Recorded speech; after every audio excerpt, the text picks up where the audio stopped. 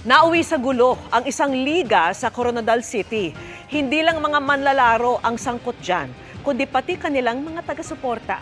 Nakatutok si Ivan Mayrina. Tila normal na basketball game lang sana ito sa pagitan ng dalawang barangay sa Coronadal City. Pero sa bandang fourth quarter ng laro, napansin ang tila yakapan ng dalawang player mula sa magkalabang team.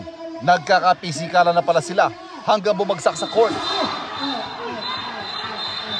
Pero imbes na pigilan na iba pang manlalaro, sumugod pa sila sa kaguluhan.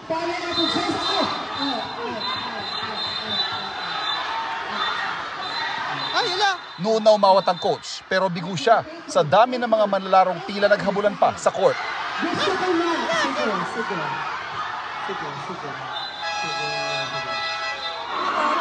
Pati mga supporter ng mga team, sumugod sa gitna ng court. Tila may dinudurot, may hinahamon din ng iba sa kabilang grupo. Dahil sa insidente, hindi na ipinagpatuloy yung laro. Pinalabas na rin ang mga sangkot na player sa Rambon. Wala pang pahayag ang organizer sa liga. Para sa GMA Integrated News, Ivan Mayrina, nakatutok, 24 oras.